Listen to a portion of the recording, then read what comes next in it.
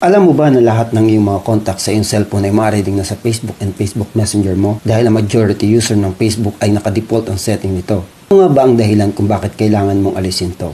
Dahil kung mapapunta sa ibang account mo o ma-hack ito, ay maaari niya ring ma-access ang lahat ng contacts na nasa cellphone mo.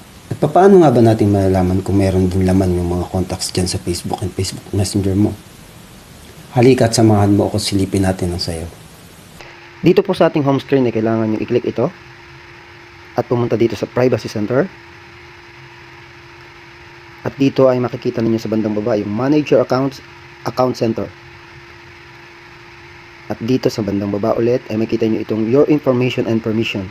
Tandaan nyo lang po na hindi po ito makaka-apekto sa inyong original contact sa inyong phone dahil po ito ay duplicated copies lamang.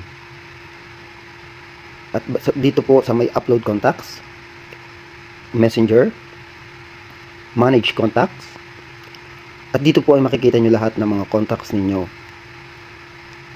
na nasa inyong phone. So, ang kailangan nyo lang pong gawin ay delete all contact. Ayan. Wala na po siyang laman. Kung hindi nyo po ma-delete sa isang beses lang, dapat ulitin nyo yung delete all contacts hanggang sa maubos siya. And then, bumalik tayo dito. I-turn off po natin ito. Turn off. Sa Facebook naman. I-turn off nyo rin po ito. Ayan. At sure na wala na po yung magiging laman. Ayan. Kung may natutunan ka sa video na ito, maaaring ibahagi mo ito sa iba para sa kanilang kaalaman at karagdagang kaalaman. Follow and share.